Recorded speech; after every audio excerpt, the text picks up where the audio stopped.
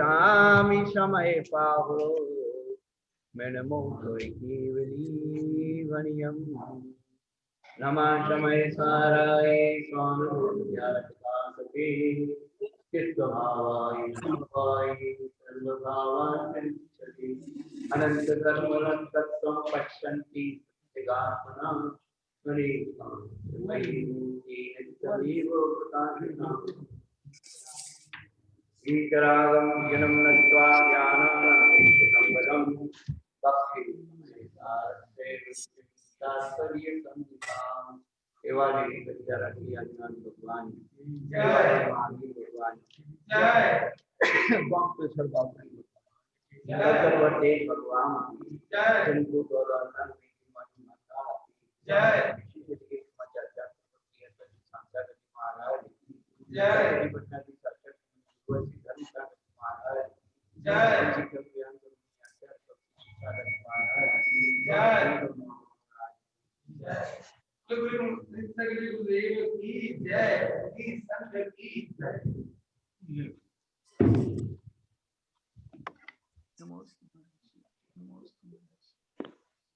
धर्मानुरागी अभ्यात्माओं पिछले दिनों से हम लोग समय साधी का साध्य सुन रहे हैं। वास्तव में समय साध शब्द की जो उत्पत्ति है, समय साध शब्द की जो उत्पत्ति है, समय साध शब्द बना कैसे? अभी तक बचपन से यही सुनते आए हैं, समय का आत्मा, समय का काल और समय का शास्त्र, तीन अर्थों में समय शब्द आता है। शास्त्र, काल और लेकिन थोड़ी सी इसकी विपत्ति पर जाए, उस शब्द की बनावट पर जाए, उसकी गहराई में जाए, तो वो समय शब्द कैसे निकलता है? जैसे भारतीय जनता पार्टी, शॉर्टकट में क्या बोलते हैं? भाजपा बोलते हैं। ऐसे ही समय साध शब्द जो है, सम्यक दर्शन ज्ञान चारित्राणि मोक्ष मार्गः, इस सूत्र का संक्षेप।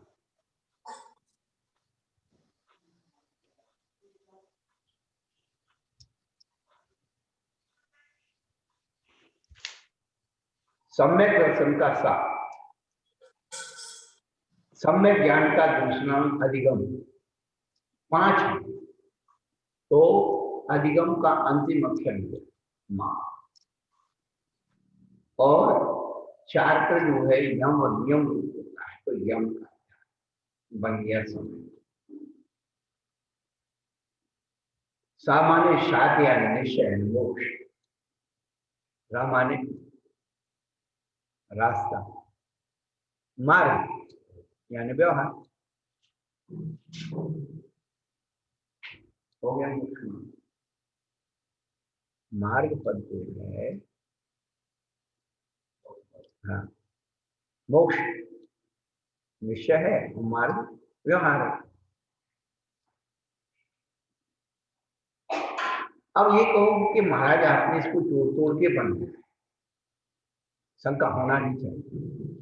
तो जो समय सार की दूसरे नंबर की गाथा है, उसमें यही बताया, जीवो चरित्र दंसन नानक तम ही स्वयं ज्ञान, उग्गल कम पदे शक्यम तम ही ज्ञान पर संयम। जो जीव दर्शन ज्ञान चारित्र में स्थित है, वही स्वसमय ज्ञान। दर्शन ज्ञान चारित्र की एकाग्रता जहाँ इकट्ठी हो गई है, वही समय है। रैनत्यम न बट्टै अपमानम वेत्वन्नतभयम तम्हा तच्छिमयु होतिहु मुखस्तकारमादा। तो आत्मा के अंदर जो रत्नत्रय तत्व है, वही समय है।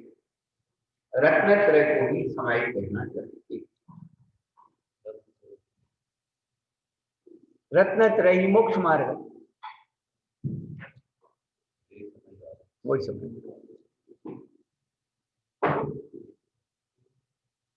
आचार्य भगवंतों ने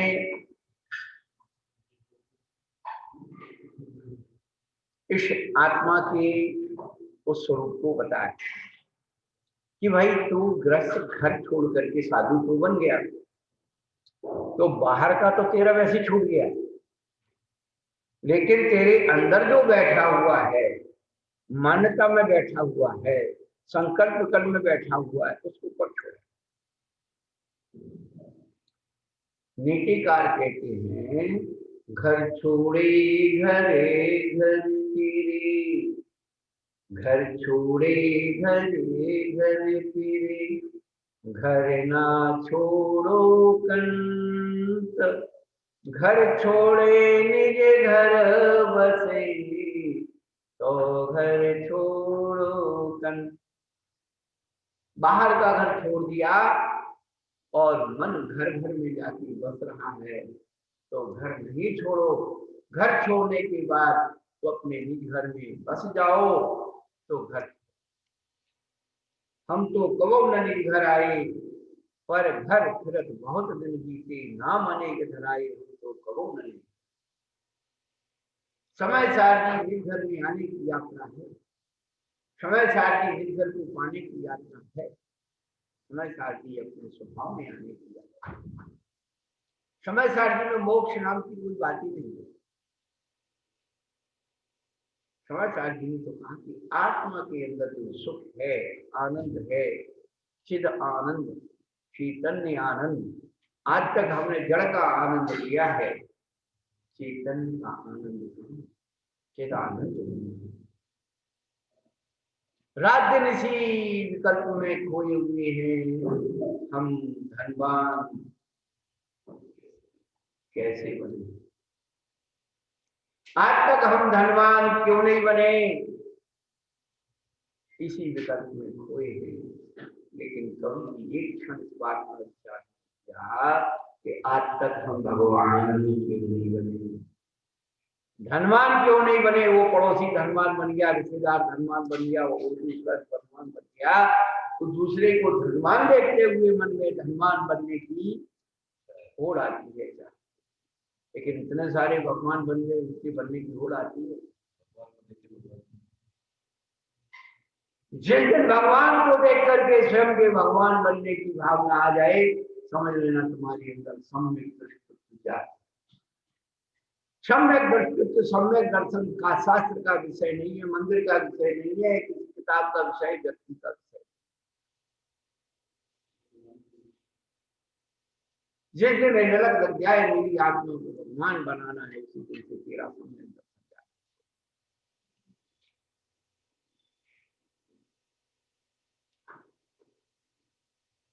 भगवान बनने के लिए और धनवान बनने के लिए दोनों फार्मूले हम आपको बता दें। धनवान बनने का फार्मूला बता दें, कुछ नहीं करना, आपको कुछ नहीं करना, ये गारंटी नहीं। केवल अमिताभ बच्चन की किताब पे बैठ, कौन बनेगा करोड़पति, और 15 प्रश्नों के उत्तर एक दे दीजिए, आप धनवान बन जाएंगे। और भगवान बनने के लिए कुछ नहीं करना, जो भगवान ने जिनवाणी में लिखा है उसका श्रवण कर लीजिए। भगवान करना चाहिए, वहां भी वचनों की श्रद्धा करना और यहाँ भी वचनों की श्रद्धा। तेरे अंदर भगवत, धनवान बनने का फायदा क्या है बता दो। जितने विश्व के धनवान लोग हैं सब भगवान के चरणों में पड़े, जितनी कीमती चीजें सब भगवान के चरणों में अर्पण हो जाती। तो भैया कैसे धनवान बनने का फायदा क्या है? तो भगवान के चरणों में झुकना पड़े, उसके पहले भगवान बन जाओ ना, सारे धनवान चरणों में आए।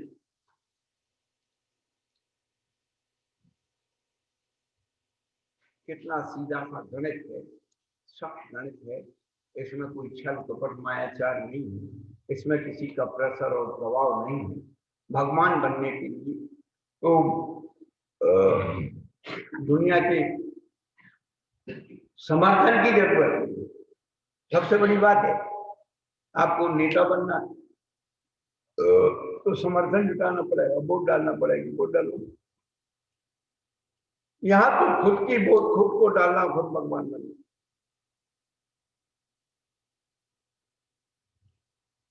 इसी का नाम जीवंत समय सार है। सब में रहते हुए भी अपने आप को पाले ना। पर और स्व बस अंतरंग से भेद विज्ञान, समय साथ भेद विज्ञान की बात करता है। सारे लोग भेद विज्ञान की बात कर रहे हैं। कौन से भेद विज्ञान की बात होती है? कभी समझा? तो भेद विज्ञान क्या है? एक ही शब्द पढ़ाया जाता है, ये शरीर अलग आत्मा अलग, शरीर अलग आत्मा, यही ना? ये शरीर अलग आत्मा अलग, शरीर अलग। इस शरीर से आत्मा अलग तो प्रत्यक्ष अज्ञानी को भी दिख रही है। क्या मर गया? क्या मरा कौन? शरीर। गई कौन?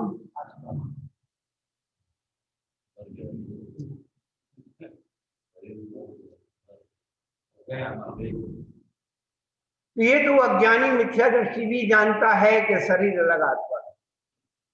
समय सार इस शरीर आत्मा की भिन्नता की बात नहीं करता।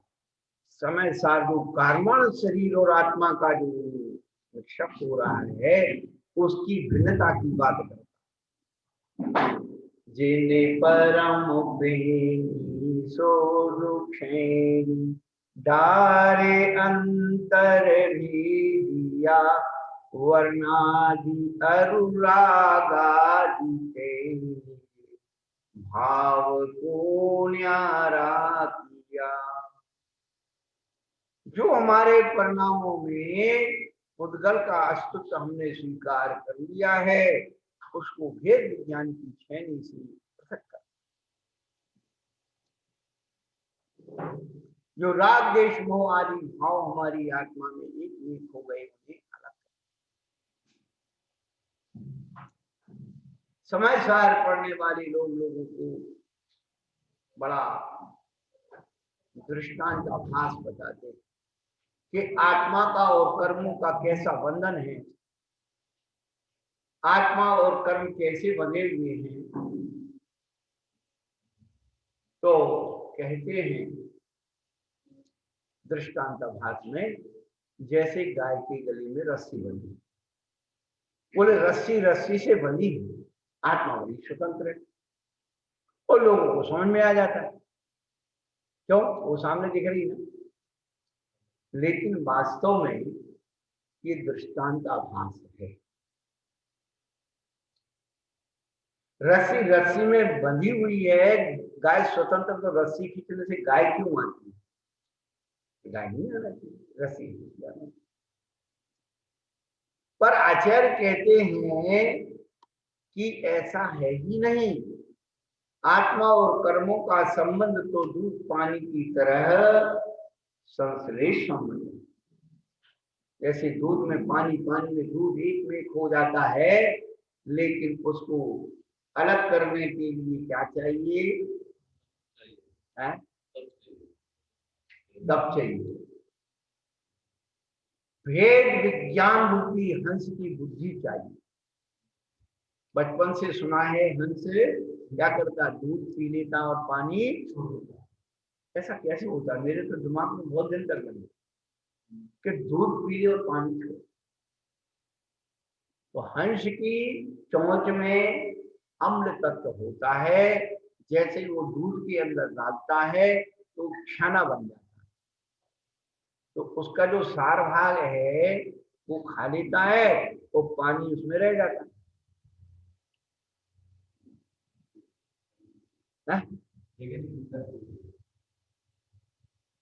बहुत दिन तक हम सोचते रहे यार दूध पी लेता है पानी रह जाता है, ऐसे कैसे होता है?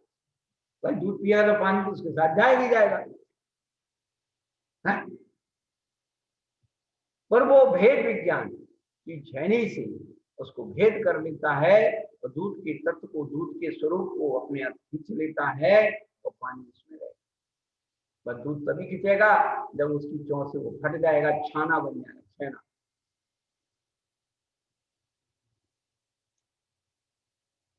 छेना क्यों कहते हैं?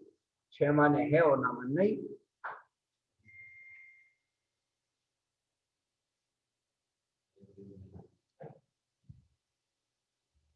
उसने भेद विज्ञान कर दिया। उसी प्रकार हम लोग अपने कर्म आत्मा की भिन्नता भेद विज्ञान के द्वारा अपने आप में देखने की कोशिश।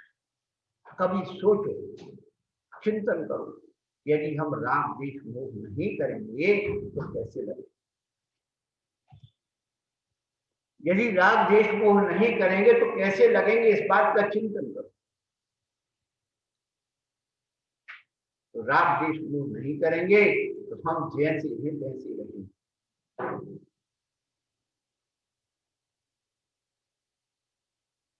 तो समय सारणी की बात हम बचपन से सुन रहे हैं, बड़ी मुश्किल से सुनने की मिलती है।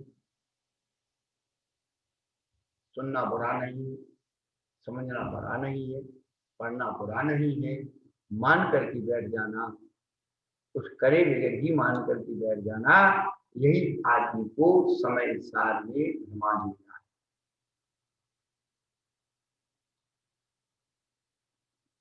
समय सार तो ब्रह्म की अनुभूति है, जहां कुछ करने की बात, उसकी बात कुछ करना ना।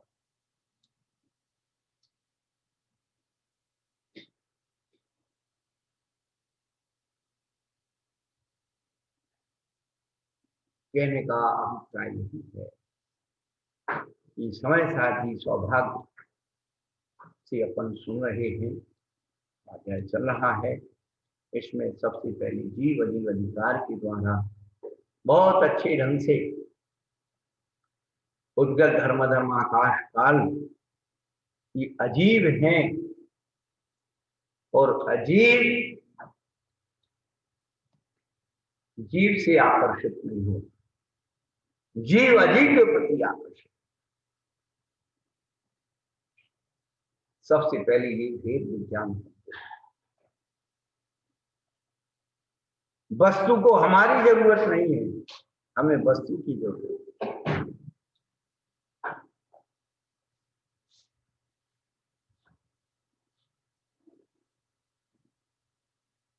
अजीब द्रव्यों का सूत्र समझा करके तो जीव को उस अजीब से पृथक करने की प्रक्रिया आचार्य भगवान ने बताई।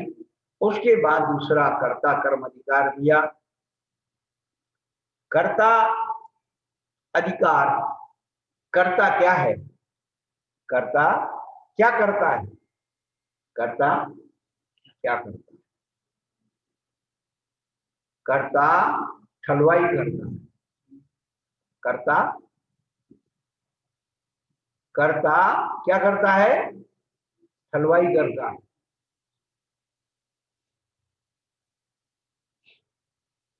एक छोटी सी अनुभूति है कर्ता। जिस विषय में हम कुछ नहीं कर सकते हैं, जिस विषय में हम कुछ नहीं कर सकते हैं, अनधिकार बुद्धि को कर्ता बुद्धि कहते हैं। क्या? अनधिकार बुद्धि को कर्ता बुद्धि कहते हैं। लिख लो। पेन नहीं है तो पेन भी दो, कागज भी दो, किताब भी दो, टाइम भी दो, तुम कुछ नहीं कर पाओ। अनधिकार बुद्धि को कर्ता बुद्धि कहते हैं। अनधिकार अनधिकार बुद्धि को कर्ता, अनधिकार अधिकार नहीं है, उसमें कोई इंटरफेयर नहीं करना, लेकिन फिर भी उसमें दिमाग लगा रहे हैं। पड़ोसी का मकान बन रहा है, आप खड़े खड़े अरे कोई ऐसा कर देता, ऐसा कर देता, ऐसा बना देता, ऐसा बना, तेरी लेना देना क्या है? जरूरत उसको है। हाँ, और वो है अधिकृत बुद्धि को कर्तव्य बुद्धि कहते हैं। कर्तव्य बुद्धि, अधिकृत बुद्धि को कर्तव्य बुद्धि, जहां आपका इंटरफेयर है, जहां आपको ध्यान देना चाहिए, वो आपका कर्तव्य। अधिकृत बुद्धि को कर्तव्य बुद्धि कहते हैं। जो दायरे में है, आपकी सीमा में है, मर्यादा में है, जिसके लिए आप अधिकृत हैं, करने की जिम्मेदारी। आप अपनी संतान के कर्तव्य बुद्धि से पालन करते हैं तो कर्म का बंध नहीं होता है। और कर्ता बुद्धि मैं ही तुम्हें पालता हूँ, मैं नहीं कमाऊं तो सब भूखे मर जाओगे, समझ लेना ये कर्ता बुद्धि है। हमेशा कर्ता बुद्धि को नष्ट करने की फार्मूला है भैया, हम क्या करते हैं, इनका पुण्य है जो करा, हम तो इनके पुण्य के नौकर हैं, इनकी पुण्य में ताकत है तो हम कर रहे हैं, लेकिन पुण्य क्षीण हो जाएगा तो सब चीज वही, सब माहौल वही। इसलिए कर्तव्य बुद्धि में हमारी व्यवहारिक कर्तव्य है, जिम्मेदारी है, तो हमारी कर्तव्य बुद्धि है, और अनधिकृत चेष्टा कर्तव्य। अब ये जीव अनादि से कर्ता बुद्धि लगा देता है कि पुद्गल को मैं बना रहा हूँ, पुद्गल को मैं संभाल रहा हूँ, पुद्गल मेरे लिए है, मैं पुद्गल की। एक बच्चे वो खेल रहा था कंचन, तो बहुत पुरानी घटना है 90, तो उसके घर के लोग परेशान थे, ज्यादा बड़ा नहीं था, 8-10 साल का बच्चा था। तो एक दिन किसी ने कहा महाराज जी कंचा बहुत खेलता है, उसको आप समझाओ। मैं करे बेटा कंचा नहीं खेलना चाहिए मन। वो एक बात क्या था, देखो एक्स्ट्रा बुद्धि, बोले महाराज जी बताओ कंचा बनाने वाले ने बनाया है?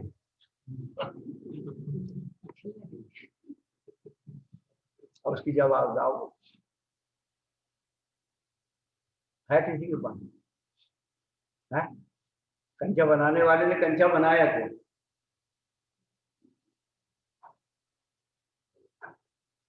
बहुत सारी चीजें बनी, यही जो है ये कर्ता बुद्धि अनधिकृत विचारों को अपने अंदर डाल देता है और फिर भ्रमित होता है, दुख उठाता है।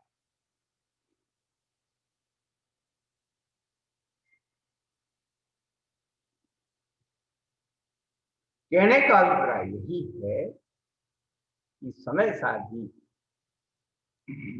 कर्ता बुद्धि से ऊपर उठा,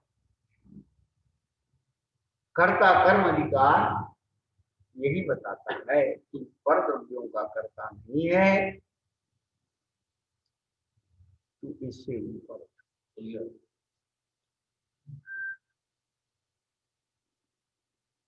कर्ता क्या है? आत्मा के विकल्प परिणाम ये करता है, और कर्म क्या है? जो परिणामों के अंदर चल रहा है वो कर्म।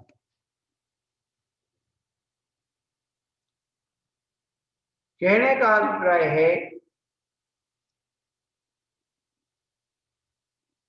कि हम लोग समय सारणी ग्रंथ को सुने, पढ़े, समझे, कोई दिक्कत नहीं, लेकिन कर्ता बुद्धि को निकाल दे। हमेशा कर्ता बुद्धि दुख देती है, मैंने इनके लिए किया, मैंने इनके लिए किया, मैं इनने मेरे लिए क्या कर दिया, दुख किस बात का? एक अम्मा जी आचार्य महाराज के पास पहुंची, महाराज मैं बड़ी दुखी हूँ, संसार में मेरा कोई नहीं है, मैं बड़ी दुखी हूँ, संसार में मेरा कोई नहीं। आचार्य श्री अपने नीचे निकाल पढ़ते रहे, लिखते रहे। अब वो थोड़ी देर बाद वो के जाने लगी, और थोड़ी दूर गई, महाराज ने आवाज दी, अम्मा जी आप क्या बोल रही थी? महाराज मैं बड़ी दुखी, संसार में मेरा कोई नहीं। महाराज ने कहा आपसे ये बात कहना बंद करो और ये कहना शुरू करो, जब संसार में मेरा कोई नहीं है तो मैं भी किसी की नहीं हूँ। जब संसार में मेरा कोई नहीं है तो मैं भी किसी की, बस इतनी सी बात समझ लो तो कल्याण हो। हम लगे हुए हैं संसार को अपना बनाने में, गेट भरने में, ये भी मेरा हो जाए, ये भी मेरा हो जाए। अरे पूरा तेरा ही नहीं है तो दूसरे का तेरा कैसे हो जाएगा?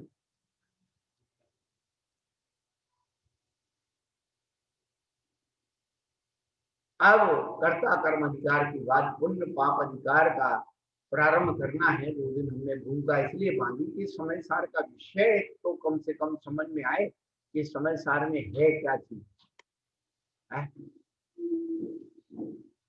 जिज्ञासा जागृत हो तो चीज समझ में आएगी। ये बात क्या, बिना जिज्ञासा के हर चीज थोपी जाती है, और जिज्ञासा से वो अंदर से निपटती है, वो तारतम्य जुड़ जाता है उससे, भावात्मक। अथा तो तत्व जिज्ञासा, अथा तो आत्म जिज्ञासा, अथा तो ब्रह्म जिज्ञासा। वेदों का शुरू जिज्ञासा से हुआ। हमारे यहाँ भी अथा वो जो है आचार्य भगवान से शिष्य ने प्रश्न किया, भगवान आत्मा का हित क्या है? जिज्ञासा रखी, भगवान आत्मा का हित क्या है? तो मोक्ष, प्रभु उस प्राप्ति का उपाय क्या है? तो पूरा तत्व आपसे बन गया। शाम को 6:30 बजे से तत्वार्थ सूत्र की जो 6वें अध्याय की वाचना कर्म सिद्धांत को बता रहे हैं। और 6वां अध्याय बिल्कुल इतना सरल है, आप ये मत सोचो कि हमको नहीं आएगा समझ में। ये हम गारंटी देते हैं कि आपको समझ में आएगा। आप ये कहोगे कि हाँ बात समझ, हम फीलिंग करते हैं। आपके शरीर में पूरा तत्वार्थ सूत्र घटित करेंगे।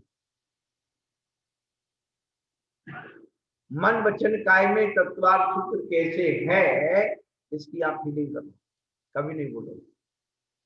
याद करना नहीं है मुझे, हम याद करने के लिए बोलते नहीं, हम कोशिश करते हैं आप ना याद करो, ना समझो, ना पढ़ो, केवल एक बात व्यक्ति सुन तो लो। एक शब्द का भी यदि स्पर्श अंदर को हो गया, एक शब्द की चिंगारी जागृत हो गई, तो समझ लेना कि आपके अंदर तो ज्ञान तक तो अपने आप फैल जाए।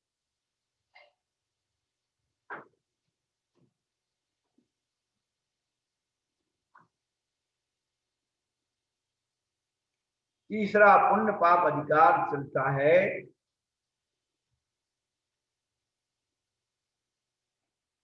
100वां नंबर का काव्य है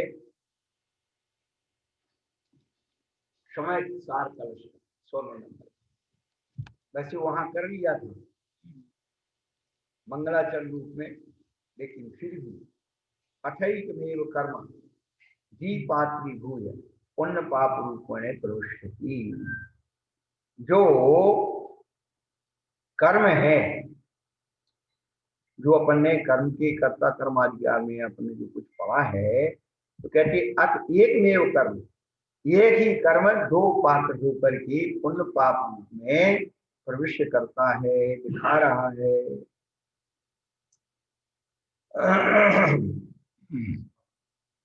कर्म एक ही प्रकार है, वह पुण्य पाप दो रूप के से प्रवेश करता है। जैसे नृत्य के अखाड़े में एक ही पुरुष अपने दूर दिखलाकर नाच करे, उसको यथार्थ ज्ञानी पहचाने तब नीति जानता है। उसी प्रकार सम्यक दृष्टि का ज्ञान यथार्थ है। यद्यपि कर्म एक ही है, वही पुण्य पाप भेद से दो रूप को नाचता है, उसको ज्ञान एक रूप पहचान लेता है। उसी ज्ञान की महिमा रूप इस अधिकार में, अधिकार के आदि में काव्य का कर्म तो एक ही है, आश्रय तत्व, और उसमें आश्रय में जो कर्म आता है वो दो रूप बनता है, पुण्य और पाप।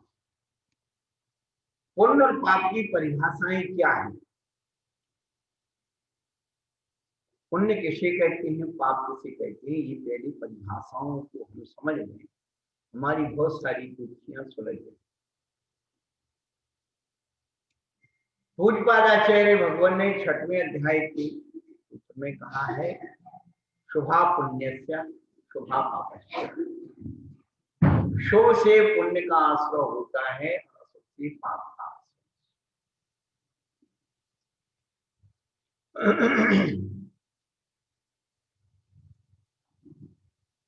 तो पुण्य की परिभाषा क्या बतलाई? पुनाति आत्मानम पूर्ति अनेनवाची, जो हमारी आत्मा को पवित्र करता है या जिससे हमारी आत्मा पवित्र होती है, उसका नाम पुण्य है। जो लोग पुण्य को गाली देते हैं, उनसे थोड़ा पूछ लो।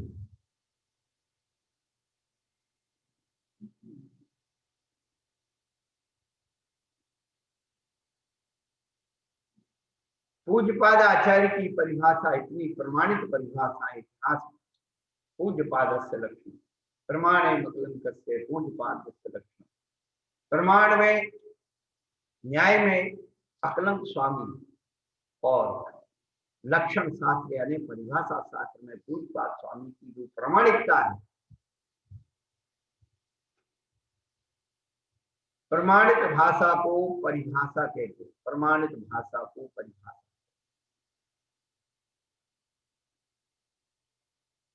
पुनाति आत्मा न पूछे अनैनवाति पुण्यम, जो हमारी आत्मा को पवित्र करता है, जिसकी आत्मा पवित्र होती है उसका नाम पुण्य। पवित्र करने वाली चीज को आप गलत मानो तो आत्मा पवित्र कब हो।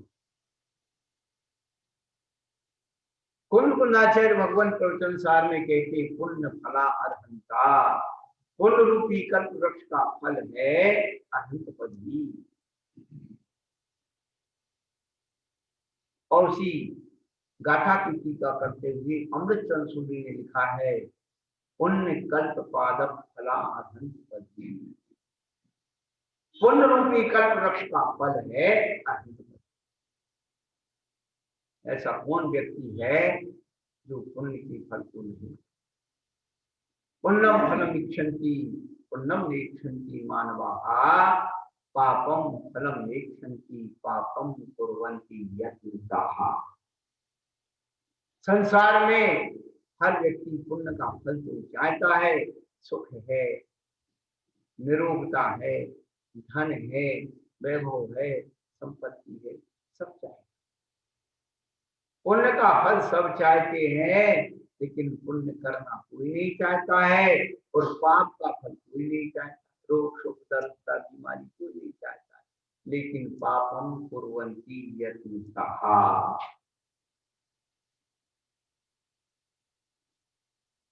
यत्न करना पाप, बस यही पुण्य और पाप में। और एक बात और हमेशा ध्यान रखना, पुण्य से संपदा मिलती है और पाप से परिग्रह इकट्ठा। परिग्रह और संपदा में अंतर है। महापुरुषों के वैभव को संपदा कहा है, पुण्य से चक्रवर्ती पद फ्री में मिल जाएगा, पुण्य से चाहिए किन दिन को चक्रवर्ती पद चाहिए। हमारे पास फार्मूले बहुत सारे, सोना बनाने का फार्मूला, चक्रवर्ती बनने का फार्मूला, भगवान बनने का फार्मूला, और हमने अपने ऊपर फार्मूला लागू किया, हमारे बनने। हाँ, तुम अपने ऊपर लागू करो, तुम बन जाओगे। हमारे पूज्य अंतरंग सागर जी महाराज पुलक सागर जी का प्रवचन सुनने गए, क्या हुआ? बनना। अब जो है महाराज बोल रहे थे, भैया देखो हमने समझा, हमने सोचा, हम महाराज बन गए। तुम समझो, तुम सोचो, तुम बन जाओ। अब तुम ये सोच रहे कि महाराज हमारे बारे में सोच ले तो हम महाराज बन जाएंगे। भैया हम तुम्हारे बारे में, हम तुम्हारे बारे में सोचेंगे भैया सुखी रहो, इसके अलावा कुछ नहीं सोचेंगे। और संसारी जीव केवल इतना ही कि हम संसार में सुखी कैसे रहे, हमारे क्या कुछ बात। घर नहीं छूटे, बाहर नहीं छूटे, दुकानदारी नहीं छूटे, नहीं छूटे, सुखी हो जाए महाराज। जो संसार विषय सुख होती काय को शिव साधन करती। संसार दुखमय सभी लोग अनादिकाल।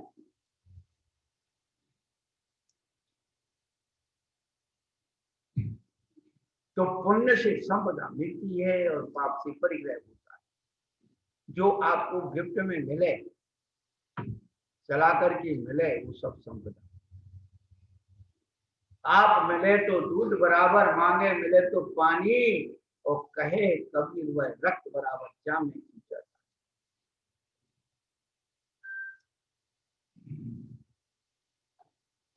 इसलिए महापुरुषों के वैभव को संपदा कहा। जो विद्वान लोग कुछ हैं उन्होंने कह दिया चक्रवर्ती की संपदा, इंद्र शरीफ को और किसकी उसकी उपमा दे दी? काग भी, कौवा काग, जो किसी काम में इसको छू जाए तो वो आदमी को निकालना। ये पंडितों की कहानी है कि आचार्य की पुण्य को कौवा का बीज की उपमा देना निकृष्ट उपमा। फिर आप जो भोग कर रहे हो पुण्य के फल का, वो क्या कौवा का बीज? स्वयं के ऊपर घटा करके दे।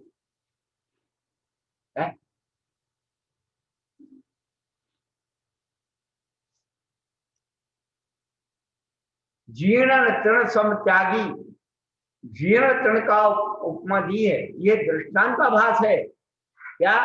जो हमारे धर्म में दृष्टांत का भास घुस गए हैं, प्रमाणाभास घुस गए हैं, अनुयोगाभास घुस गए हैं, हम लोग उसी को ढो रहा है, उसी को धर्म मान रहे हैं।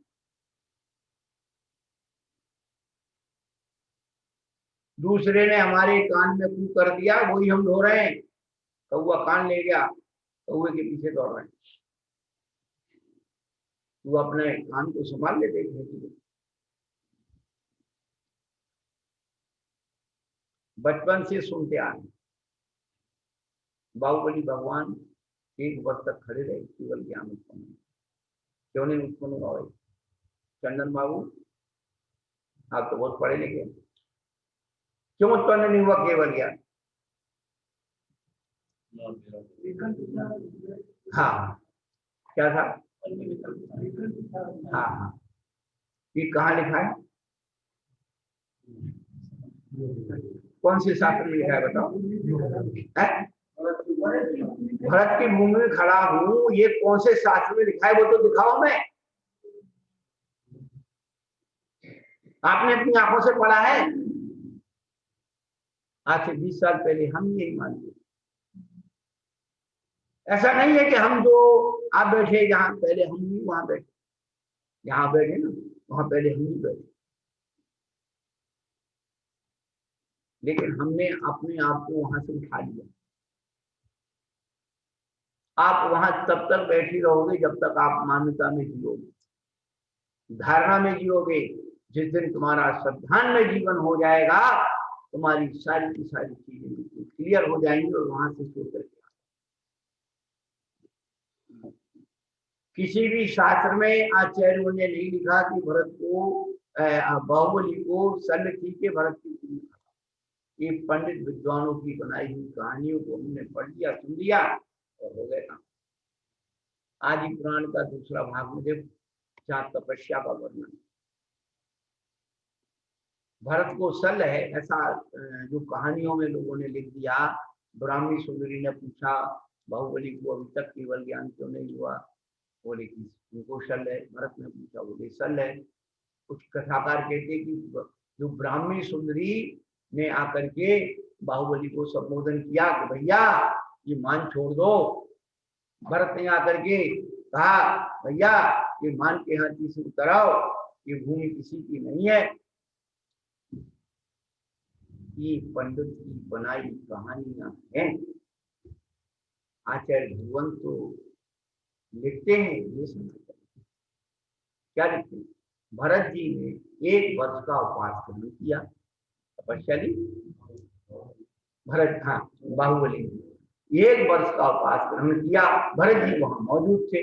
भरत जी को मालूम थी कि भरत बाहुबली ने 1 वर्ष का उपवास।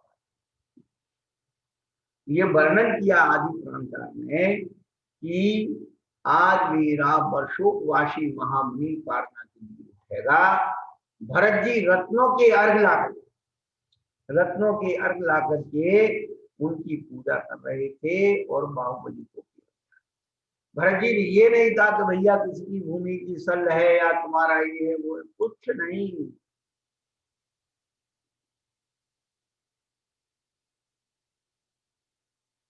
और हमें जो पकड़ा दिया गया हम उसको पकड़ गए उधर। इसलिए हमारे संत श्रोमणी आचार्य की विद्या पार्वती महाराज जी बहुत अच्छी बात है। आप कितनी भी शंका समाधान करोगे, एक बात में पूरी बात का जवाब देते, भैया स्वाध्याय करो, मूल ग्रंथों से करो, मूल ग्रंथों को पढ़ो, आपको सब समाधान। हमसे क्यों पूछते हो? अब हमसे पूछोगे विवाद करोगे। जब तुमने पढ़ाई नहीं, पढ़ के आओ, उसके बाद बात करो ना कि महाराज उस ग्रंथ में ये बात लिखी है कैसे, तब हम बात करेंगे। आपने पढ़ा है नहीं, मानना है नहीं, और महाराज की थोड़ी सी आबोज, अरे महाराज तो बहुत गुस्सा करते हैं, तो और उल्टी हमको और मिल दोगे, तो हम अपनी गलती सुधारने वाले हो। तो बाहुबली भगवान तपस्या में खड़े जब, तो उनके ऊपर बेल चढ़ने लगी, विद्याधर देवियां आकर के उन लताओं को निकाली। वो ब्राह्मी सुंदरी नहीं है, जो देवियां दिखती है तो लोग उनको ब्राह्मी सुंदरी मानते, और उसमें वर्णन किया है आदि पुराणकार में कि विद्याधर देवियां आकर के उन लताओं को हटा दी।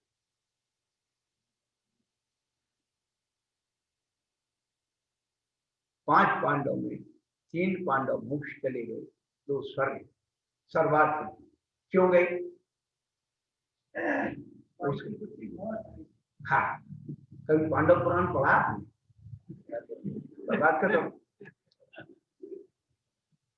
उसमें कहीं आया ही नहीं। यदि इस प्रकार से विकल्प हो जाए, शल्य हो जाए, तो शल्य वाला सर्वार्थ कैसे था? निश्चल्यवर्ती 5वें गुण स्थानवर्ती निश्चल्य होता है, तो 6वें 7वें गुण स्थान में अनुभव करने वाली साधु जन कैसे शल्य वाले? तभी हम लोग, कारण क्या है? 3 भाइयों ने क्षपक श्रेणी का आरोहण किया तो मोक्ष कर, 2 भाइयों ने उपशम श्रेणी का आरोहण किया तो सर्वार्थ सिद्धि गए। आगम का नियम है, जो श्रेणी में 11वें गुण स्थान में मरण करता है वो नियम से सर्वार्थ सिद्धि में उत्पन्न।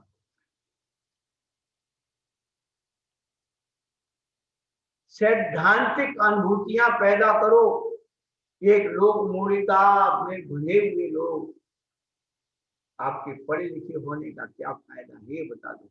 आज से 50 साल पहले, 60 साल पहले कई अम्मा जी होंगी बेचारी नहीं पढ़ाई माँ, लेकिन आज तो सब बच्चियां पढ़ी लिखी हैं, बहुएं पढ़ी लिखी हैं, अक्षर ज्ञान सबको है। थोड़ा सा समय निकालो, थोड़ा सा अपने प्रति जागरूक, तुम कितना ही पति को बना के खिला दोगी, कितना ही पत्नियों को आगे, कोई तृप्त नहीं है संसार में। कितने तुम बच्चों को कर दो, किसको कर दो, कोई संतुष्ट नहीं, उनको संतुष्ट करने में लगेगा। अरे तू थोड़ा विकल्प हटा करके तू अपनी आत्मा की संतुष्टि, तू अपने लिए कुछ कर ले। वो करना ही कुछ नहीं है। 23 घंटे में आधा घंटा कम से कम निकाल लो, 24 घंटे में थोड़ा सा शुरुआत कर लो अपनी आत्मा को।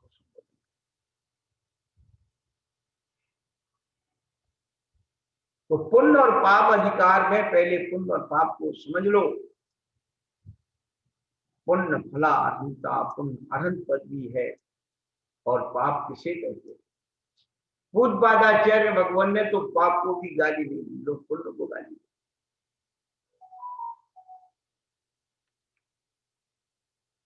पापी रक्षति स्वात् आत्मानमिति पापम, जो हमारी आत्मा की शुभ से रक्षा करता है उसे पाप है, जो हमारी आत्मा को शुभ में नहीं जाने देता उसे पाप।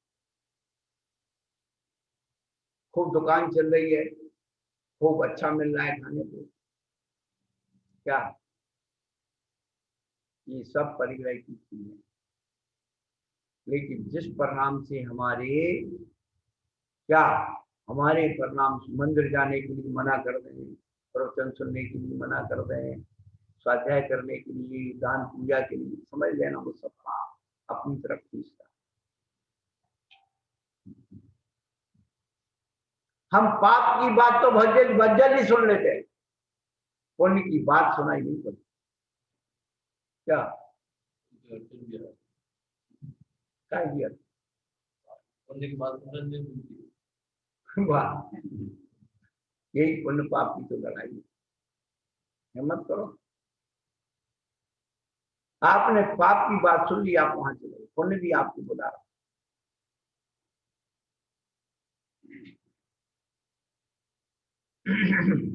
जीवन में गुजरती हैं कुछ ऐसी बातें, जीवन में गुजरती ही कुछ ऐसी बातें जिनके सोचने से बिगड़ती है जीवन की रात। अरे गुजरना तो स्वभाव है उनका जीवन से, अरे गुजरना तो स्वभाव है उनका जीवन से, लेकिन कुछ हम खरीदे ना, कुछ ऐसी बात है।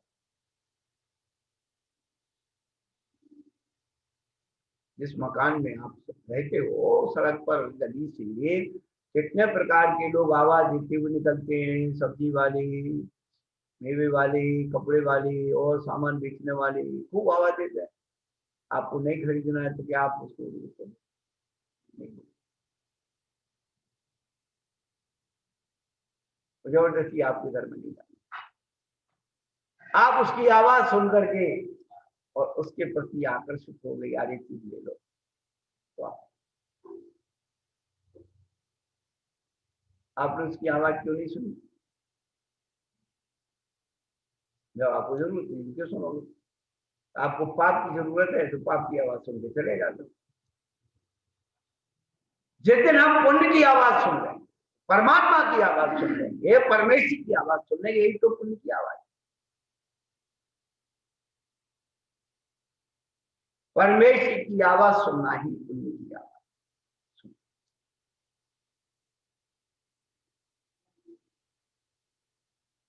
ये पाप पुण्य का अधिकार, हम पाप को समझें,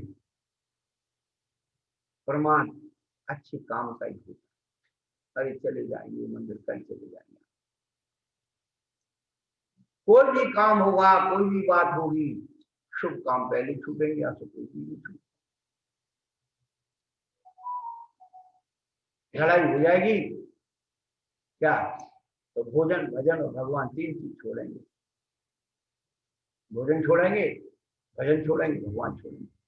अच्छा काम छूटता है, बुरा काम कोई छोड़ के दिखा दे।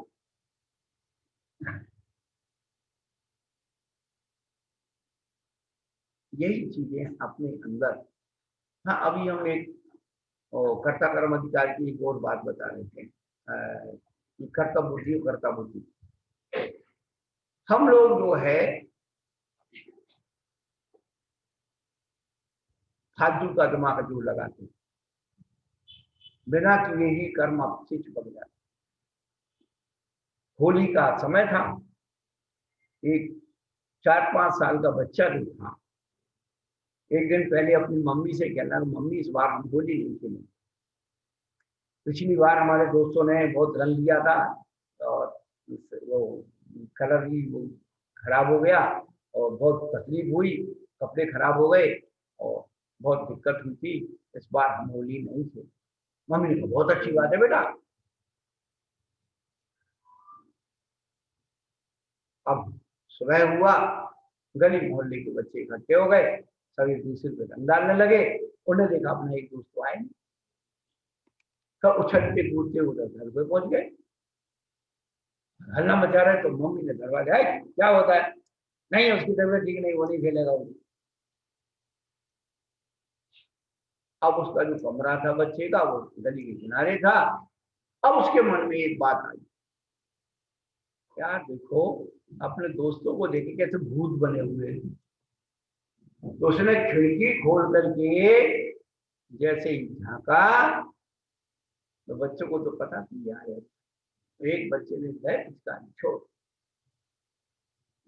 कम कमरे में रंग आ गया, शरीर पर रंग लग गया। अब जो मम्मी दरवाजे पे खड़ी थी, बच्चों को डांट रही थी, ये पीछे से पहुंच गया, मम्मी मम्मी मुझे रंग लग गया। अरे बेटा मैं कमरे पे दरवाजे पे खड़ी हूँ, तुझे रंग कैसे लगा?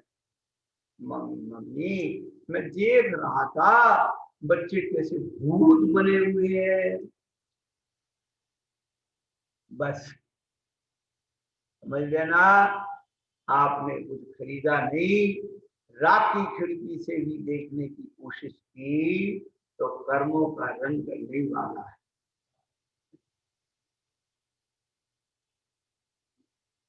आपने किसी ठेले वाले को रोक लिया तो वो कुछ ना कुछ तुम्हारे गले में डाल के जाएगा कि देख तो लो, देख तो लो, और देखते देखते वो ऐसा फंसाएगा कि वो फ्री में दूंगा, फ्री में दे जाएगा।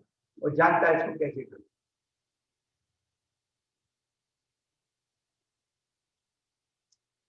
फिर मोह के दरवाजे से ना आकर के कर्म राग के दरवाजे से आ जाता है, राग की खिड़की से आ जाता है। इसलिए हमें उससे बचना है। वो अशुभ का राग भी कर्म, आपने भली कर्म नहीं किया लेकिन उसका राग रखा तो वो कर्म आपके जीवन में बंधन होगा। हाँ, बहुत बढ़िया काम किया आप लोगों ने।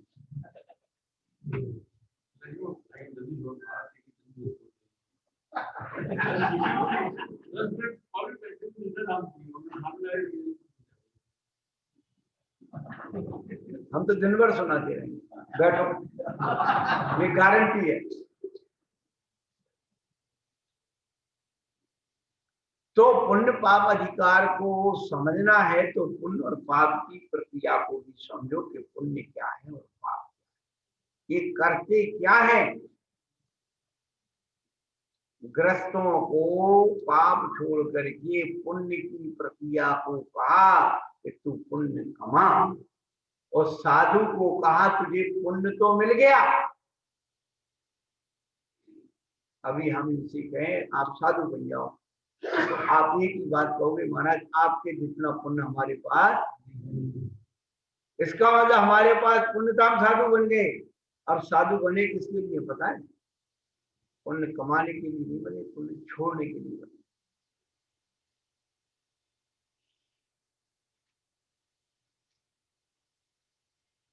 परित्यज्यम नृपो राज्यम श्रमो ही जायते महान तपा प्राप्त संबंध श्रमो ही तप। साधु को श्रमण कहा, उपाधि तो लगा ली, प्रज्ञा श्रमण बन गए साहब, श्रमण साधक बन गए साहब। तो श्रमण का मतलब तो पूछ, श्रमण किसे गए? तो महापुरुष जो है क्या करते? व्रत नहीं लेते, वैराग्य लेते। पाप और पाप की क्रिया को छोड़ने का नाम व्रत है। पाप और पाप की क्रिया को छोड़ने का नाम व्रत है। पुण्य और पुण्य की क्रिया को छोड़ने का नाम वैराग्य है।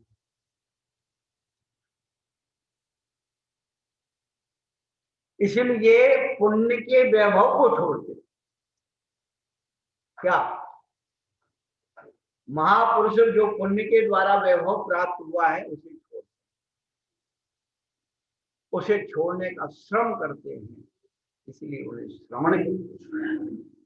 जैसे पाप को छोड़ने का श्रम करते हो तो श्रावक कहलाते हो, ऐसे साधु पुण्य को छोड़ने का श्रम करते हैं, इसलिए श्रमण। बिल्कुल ये नई डेफिनेशन है आपके लिए।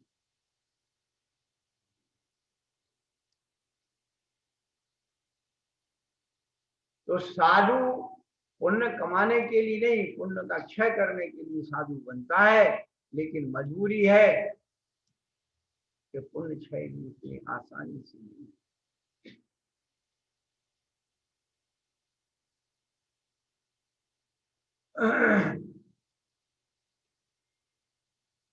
साधु जब बनते हैं इतना पुण्य अपने आप अबुद्धि पूर्वक आता है, बुद्धि पूर्वक अबुद्धि पूर्वक पुण्य प्रत्युवास अबुद्धि पूर्वक अपने आप। और कितना पुण्य होता है जानते? तीर्थंकर पृथ्वी का, चक्रवर्ती का, कामदेव पद का, ये सब क्या है? सब पुण्य के पद हैं, पुण्य से मिलते हैं।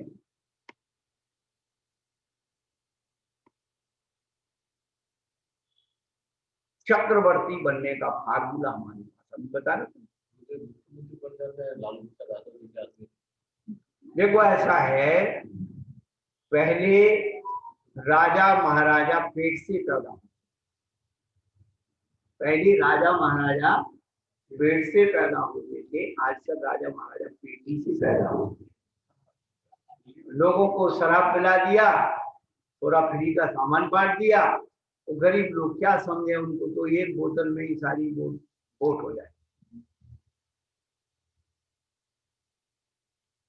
राजा कैसा होना चाहिए? प्रोत बलवान धर्म को भूल वाला। राजा का लक्षण है धार्मिक हो बलवान हो, बलवान हो धार्मिक हो बलवान हो। अकेला रहेगा तो दोनों तरफ से मर जाए। बलवान होगा धार्मिक नहीं हो तो अत्याचार करे, और धार्मिक बन के बैठ गया बलवान नहीं हुआ तो लोग उसके ऊपर अत्याचार करें। दोनों शक्ति उसके पास है।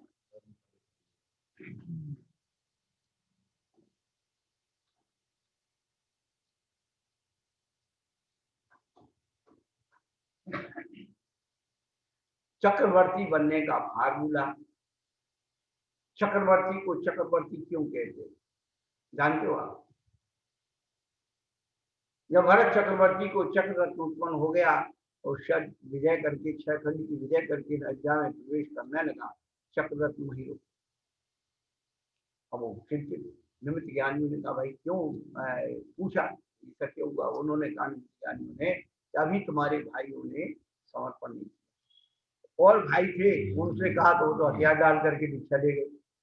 बाहुबली को जब खबर पहुंचाई कि भाई ऐसे ऐसे भरत जी के चक्ररत्न उत्पन्न हुआ है और आप जो है बिल्कुल चलिए उनके शरणों में झुक जाइए। बाहुबली कम थोड़ी था, तो कहने लगा देखो भाई वो मेरे बड़े भाई हैं तो उनको नमस्कार। और चक्रवर्ती का घमंड है। क्या है चक्रवर्ती? क्या है उसके पास चक्रवर्ती का? तो एक चका है ना, चका। बोले हमारे गांव के जितने कुमार है सब चक्रवर्ती। हाँ, इसीलिए कुंभकारों का उपलक्षण चक्रवर्ती। कुंभकार को चक्रवर्ती को। हाँ, बहुत सारी चीजें जो मनोविज्ञान पर जो है आधार पर चक्रवर्ती बनता कैसे है? सुना जाता है, कहीं हमने सुना है, जैसे भी आप लोगों ने सुना है, हमने सुन लिया, पर सुनने में कथा में कोई भी कोई चीज तब सुनता है कि भरत चक्रवर्ती अपनी राज्य की शोभा देखने के लिए निकले, हाथी पर बैठ करके घूम घाम करके जैसे आए, महल में प्रवेश किया। हाथी जहां तक जा सकता था हाथी पर पहुंचे, वहां घोड़ा तैयार था, हाथी पर उसके घोड़े पर बैठ गए। जहां तक घोड़ा जा सकता था महल में घोड़े पर पहुंचे, फिर वहां एक पालकी तैयार थी, घोड़े पर उसके पालकी में बैठ गए और पालकी महल में गई और जिस कक्ष में वो रहते थे वो उनके पलंग के पास पालकी रख गई। पालकी पर से उसकी पलंग पर बैठ, जैसे ही पलंग पर बैठे दास दासियां उनकी पैर दबाने लगे।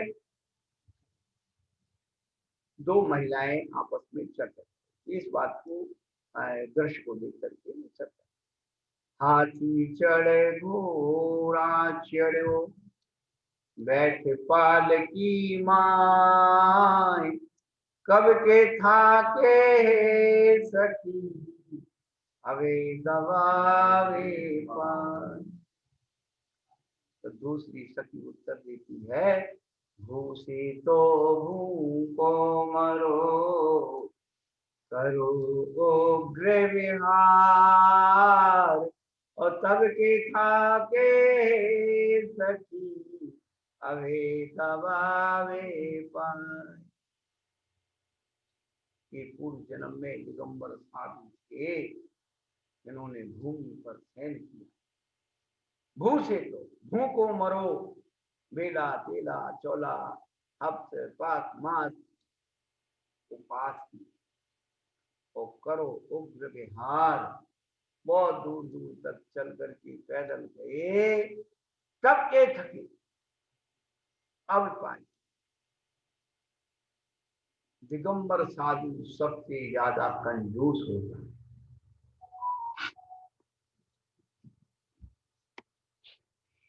अरे पुण्य को कमाता तो है, खर्च नहीं करता। कंजूस व्यक्ति यही होता है, लक्षण तो वही। जो व्यक्ति ब्याज का धंधा करते नहीं, तो क्या करते?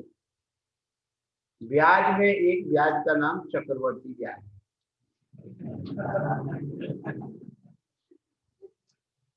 ब्याज के ऊपर ब्याज, ब्याज के ऊपर ब्याज चढ़ता है, वो चक्रवर्ती ब्याज होता है।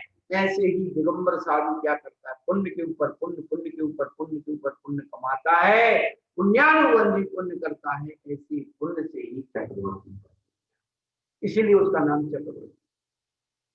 वो पुण्य को चक्रवर्ती के ब्याज के समान बढ़ाता है। शांति कुंज वरनाथ ने इतना पुण्य कमाया, तीर्थंकर पद्मान जी, उतना कोटा पूरा हो गया तो उन्होंने कहा कि चक्रवर्ती पद का पुण्य मिल गया। चक्रवर्ती का कोटा पूरा हो गया, बाद में बचा कुचा उन्हें काम करेंगे। एक ही व्यक्ति ने इतना पुण्य कमाया अपने जीवन में, आप भी कमा सकते, हम भी कमा सकते, लेकिन बड़े लोग महाराज पुण्य कमाते हैं, खर्च नहीं करते। इसीलिए मालूम है 10वें गुण स्थान तक लोग चलते हैं, और 10वां गुण स्थान मुनिराज का होता है। तुम्हारा तो अभी पता ही नहीं कौन सा है। नहीं, गुण स्थान तो है, गुण स्थान तो है। हम तो यहाँ बैठे भव जीवों को, भव जीव है उनको सम्यक दृष्टि मानते, और सम्यक दृष्टि का चौथा गुण स्थान, चौथी क्लास। इतना तो हम क्यों कि तुम महाराज की क्लास में बैठ गए, इसका मतलब मास्टर पढ़ा रहा है तो कुछ तो आपके मन में दिमाग में आ रहा है, आपकी जिज्ञासा हुई कि हमको कुछ जानना है। कल बच्चे ने परसों ही तो पूछा था भगवान गुण स्थान क्या है, हमारे भावों का स्थान ही तो गुण स्थान।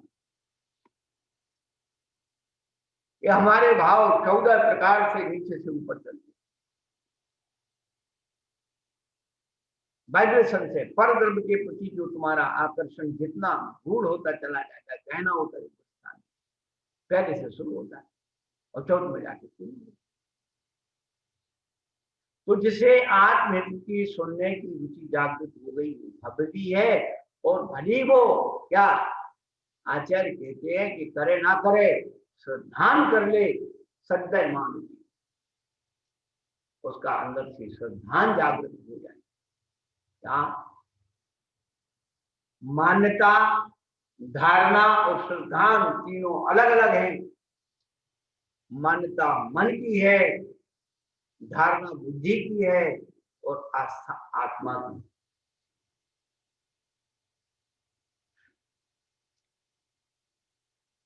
मान्यता पैसे वाली, धारणा विद्वानों की और आस्था आगम की, आचार्यों की। ये जो परंपराएं बनाई किसने बनाई, पैसे वाले, और उनको पुष्ट कर दिया पंडितों ने, धारणा में बिठा दिया। मान्यता और धारणा से कभी धर्म नहीं होता है, धर्म हमेशा आस्था से। भले कर पाओ या ना कर पाओ, नरकों में क्या है, कुछ कर पाते हैं क्या, वहां भी आस्था है, सम्यक दर्शन है। सम्यक दर्शन तो चारों गतियों में हो जाता है। सम्यक दर्शन को प्राप्त करने के लिए कोई दूसरी चीज की जरूरत है। बुज्जन कवि हुए, बुज्जन कवि,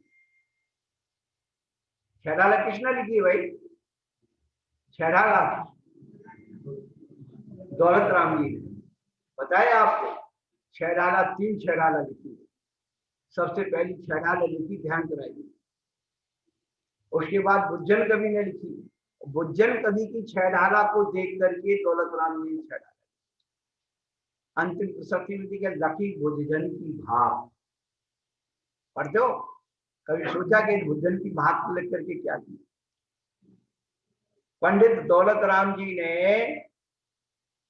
बुज्जन कवि की छेड़ाला को देख कर लिखा, तो बुज्जन कवि ने एक छेड़ाला के जो उसमें एक छंद लिखा, छेड़ाला में, नाही खर्चे धन होय, नाही काहू ते डरना, नाही दीनता जोय, नाही धरे का परिहरना। सम्यक दर्शन को प्राप्त करने के लिए कोई धन खर्च नहीं करना, फ्री में मिल रहा। ना ही खर्च करो, ना ही काऊ से लड़ना, किसी से लड़ करके लेना, विक्रम बेताल जैसे। तो वो भी नहीं है, किसी से लड़ाई करके भी नहीं लेना। ना ही दीनता जो किसी से याचना करके लेना है, वो भी नहीं करना है। तो कहती ना ही घर का परिहर, तुझे घर भी नहीं छोड़ना है, घर बैठे मिल रहा है, करना ही कुछ नहीं है, केवल जो अपने दिमाग में कचरा डाल दिया वही निकाल दो, सही हो गया। ये मान्यताएं धारणाएं बिल्कुल निकाल दो, आचार्यों की वाणी का सावधान कर लो, इसी से मेरा कल्याण होगा, इसके अलावा नहीं होगा। कल्याण का मार्ग खुल गया, समझ।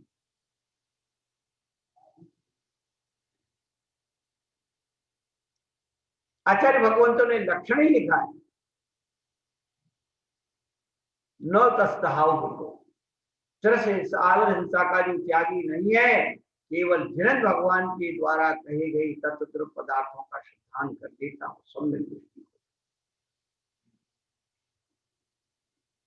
तो अभी तो तत्व पदार्थों के स्वरूप में ही गड़बड़ी हो गई, श्रद्धा कहां से होगा।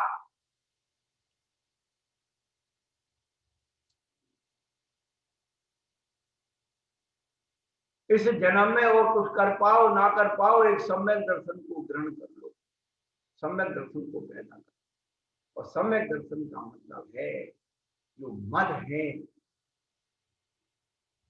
मद सम्यक दर्शन धारण करने में मद हमें सम्यक दर्शन नहीं।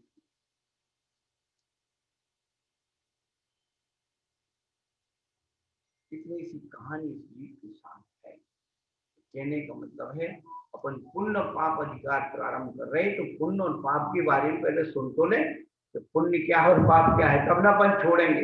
बिन जाने के दोष गणन को कैसे करिए गई।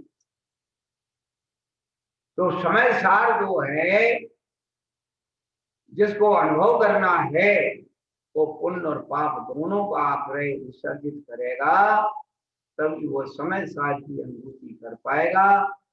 पुण्य को गाली देगा, पाप में रमेगा, तो संसार में ही रहेगा।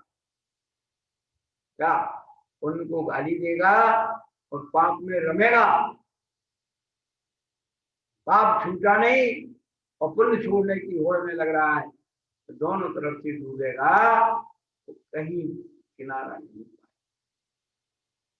इसलिए कि समय साथ की वृत्ति हम सुने, समझे और अपने आप को विशुद्धि में लाएं।